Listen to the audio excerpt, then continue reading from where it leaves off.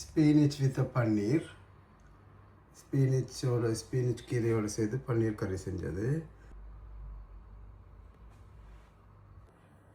நான் இன்றைக்கு செஞ்ச பன்னீர் கறி சாப்பிட்டு பார்ப்போம்.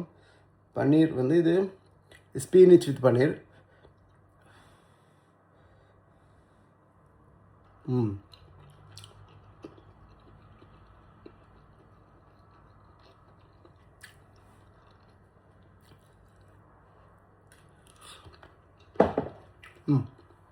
அது சூப்பராக இருக்கும். பன்னீரோட அந்த கிரேவி கொஞ்சம் சூடாக இருக்கும். கீரை ஸ்பெனிஷ் கீரை போடுறது, ஸ்பெனிஷ் கீரை கொரியண்டர் இந்த காஜு இதெல்லாம் போடக்கூடிய அந்த நல்ல ஒரு ரிச்னஸ் இருக்குது. திக்காகவும் நல்ல ரிச்னஸாகவும் இருக்கும். இது உங்களுக்கு சோத்தோட புட்டு ரொட்டி எதோடையும் நீங்கள் சாப்பிடலாம், பான் எதோடையும் சாப்பிடலாம். நல்ல காம்பினேஷன், நல்ல டேஸ்ட்டாக இருக்கும். நீங்கள் மறந்துடாமல் செய்து சாப்பிடுங்க. எல்லாருக்கும் ஷேர் பண்ணிங்கன்னா எல்லோரும் செய்து சாப்பிடுவீங்க. மறு இந்த வீடியோவை இதோட முடிச்சிடாதீங்க, தொடர்ந்து பாருங்கள். பார்த்தீங்கன்னா தான் இது இந்த செய்முறையெல்லாம் பின்னால் போட்டிருக்குறேன். நீங்கள் சாப்பிட்றதோட இதோட பார்த்துட்டு விட்டிங்கன்னா அது நீங்கள் என்ன செய்கிறேன்னு உங்களுக்கு தெரியாமல் போயிடும். நிறைய பேர் அந்த கன்ஃபியூஷனில் இருக்கணும். தொடர்ந்து பாருங்கள் அந்த வீடியோவை. முதல் இதை தொடர்ந்து அப்படியே கடைசி மட்டும் பார்த்தீங்கன்னா தான் இந்த வீடியோவில் முழு விவரம் இருக்கும். இது என்னென்ன செய்கிறது, என்னென்ன சாமான் போட்டிருக்கு, எப்படி செய்கிற முறை எல்லாமே டீட்டெயில்ஸாக போட்டிருக்கோம். தொடர்ந்து பாருங்கள், மறக்காமல் ஷேர் பண்ணுங்கள். ஓகே. இந்த பன்னீர் சூப்பராக இருக்கும். என்னென்னு சொல்லுங்கள், நல்ல இறைச்சிக்கறி மாதிரி நல்ல டேஸ்ட்டாக இருக்கும். சரி, சாப்பிட்டு பாருங்கள். ஓகே, இன்றைக்கு செய்ய போகிறது பலாக் பன்னீர்.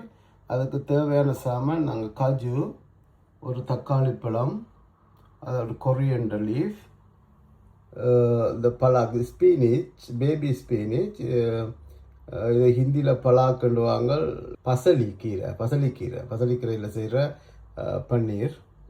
இந்த பாருங்க, இது பொரித்து வச்ச பன்னீர், இது தேங்காய் பூ, மற்றது நார்மலாக எங்களுக்கு நாங்கள் மற்ற கறிகளுக்கு போடுற ஸ்பைசஸ், உப்பு, தூள் அதுகள் தான் யூஸ் பண்ணுறது. இது இப்போ பன்னீர் செய்கிறதுக்கு முதல் வெறும் கீரையை அதில் போட்டு கீரையை அவிக்கணும். சரி, அந்த கீரையோடு சேர்த்து கொஞ்சம் தண்ணியும் விடணும். கீரையோடு சேர்த்து இவ்வளோ தான் தண்ணி, கீரையும் தண்ணியும் சேர்த்து இந்த காஜு எடுத்து வச்ச காஜு நட்ஸ், தக்காளி பழம் முழுசாக, ஓகே, இவ்வளவு ஃப்ரோசன் தேங்காய் பூ. இது உங்களுக்கு உரைப்புக்கு தேவையான பச்சை மிளகா. நான் ஒரு 3 பச்சை மிளகா போடுறேன். உரைப்பு சாப்பிட மாட்டேன்னா 3 பச்சை மிளகா நாங்கள் இந்தளவு கருவேப்பில்லை. அப்படியே மூடி ஒரு 5 நிமிஷம் ஆகிய விடுங்க. நான் இப்போ பாருங்கள், பாபிச்சு ஒரு 5 நிமிஷம் வச்சுட்டு இருக்கா நாங்கள் இப்படி தான் இருக்கோம். நல்லா இப்படி தேங்காய் எல்லாம் நல்லா இதாகி தக்காளி பழம் எல்லாம் அவிஞ்சு இருக்கும். கறியை பாருங்கள் எல்லாம் அவிஞ்சிட்டுது. இது இப்படியே ஒரு ஆற வச்சுட்டு ஒரு பிளெண்டரில் போட்டு நல்லா அரைச்சி எடுத்தோம்னா சரியா. அரைச்சி காஞ்சோன்னா கொஞ்சம் நல்லெண்ணெய் விடுங்க. கடுகு கொஞ்சம், கருவேப்பட்டை கொஞ்சம், 2 ஏலக்காய், நச்சீரகம் கொஞ்சம், பெருஞ்சீரகம் கொஞ்சம், வெட்டி வச்ச வெங்காயம், வெட்டி வச்ச பச்சை மிளகாய், கொஞ்சம் கருவேப்பில்லை. நான் வெங்காயம் ஒரு கண்ணாடி பாட்டுக்கு வந்த பிறகு சொல்லுங்க தூள் ஒருத்தரும் போடுறேன் இல்லை, பட் நான் போடுறேன். எங்கள் உரைப்புக்கு ஏற்ற மாதிரி 2 கரண்டி தூள் போடுறேன். கொஞ்சம் மஞ்சள், 2 மினிட்ஸ் கிண்டினீங்கன்னா இப்படி வந்துடும். வச்சு வச்ச பேஸ்ட் இருக்குல்ல, கொரியண்டர் இதெல்லாம் போட்டு அதை விடுவோம்.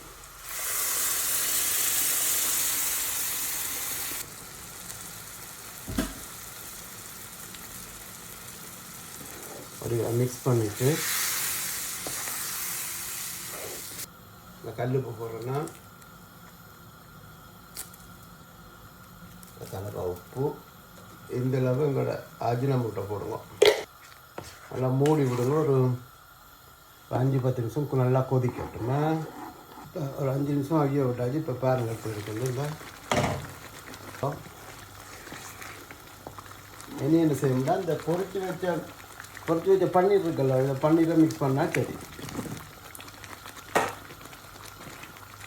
இன்னொரு 5-6 நிமிஷம் திருப்பி ஆகிய விடுவோம் மூடி. இந்த பாருங்க, இதை நல்லா அரிஞ்சு இந்த பாத்துக்கு வந்துட்டு இல்லை அந்த திக்கான பாத்துக்கு வந்து எவ்வளோ இந்த இது இப்போ அடுப்பை ஆஃப் பண்ணுங்க. இப்போ ஆஃப் பண்ணிவிட்டு பாருங்க இந்த திக்குக்கு வந்துட்டு இந்த பாத்துக்கு வந்துட்டுண்டா அந்த இது ரெடியாக இந்த கறி. இப்போ ஸ்பினிச் வித் பன்னீர் கறி ரெடி. இதோட கடைசி அரைக்க தேசி புளி ஒரு பாதி புளிஞ்சு விட்டு எடுத்துக்கலாம்.